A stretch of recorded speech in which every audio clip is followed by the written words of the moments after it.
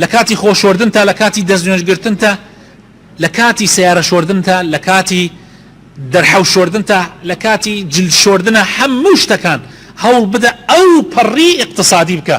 من ناڵێم خۆت مەشۆ، من ناڵێم دەستنوێژ مەگرە، من ناڵێم بەس اقتصادی تیا بکە، اقتصادی تیا بکە بەقەدەری توانە.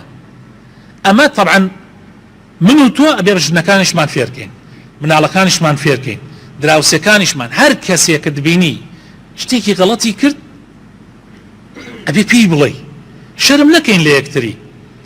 کابرایەک وتی من لە بەریتانیا بووم، وتی بەسەر جادە کە عادەت خەڵک ڕێیەکە ناو بازاڕە، وتی چوکلێتێ بەدەستم بوو یان لقومێک ئاوە، دوای ئەوەی خواردم قاقەزەکە نەمخستە ناو تەنەکەی خۆڵەکەەوە، بەڵکو ئاوا بە پەنجە فرکمدا.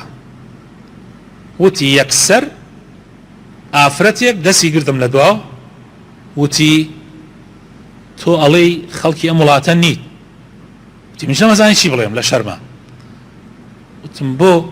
وتی ئەگەر خەڵکی ئەم وڵاتە بی ئەبێ ئەم وڵاتە بپارێزی، ئەگەر نیشتەجێیشی لەم وڵاتە هەر ئەبێ ڕێزی ئەم وڵاتە بگری کە داڵدەتی داوە، کە ئیقامەی بە تۆ داوە. ئەو قاغەزەت بۆ فڕەدا، بۆ نایکێتەنە ئەو تەنەکە خۆڵە، ئەو تەنەکە بۆ ئەوە دانراوە، تۆ بۆ ئەتەوێ وڵاتەکەمان پیسکی قاقەسی.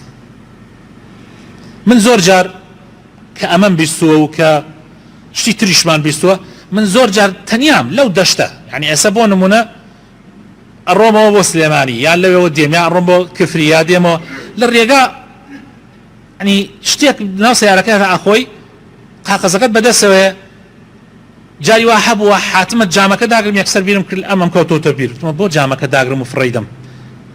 نە، ئەی خەمە ناو سیارەکە دوایی گەشتمە ماڵ، ئەی خەمە تەنەکەی خۆڵەکەەوە.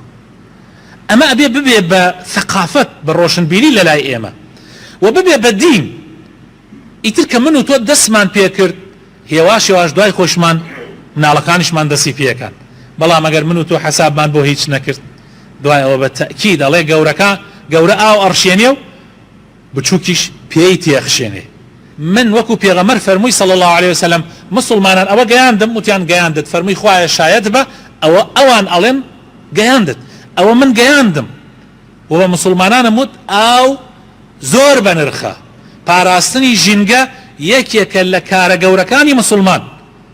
ئەی پێغەمبەری خوا، تۆ ئەمەت بە ئێمە گەیاند، ئەوە منیش گەیاندم، لای خوا شایەت بە هەر مسلمانێک مخالفەی ئەمە بکە خۆی گوناحبارە و ئیتر هیچ حوجەیەکی بەدەستەوە نییە.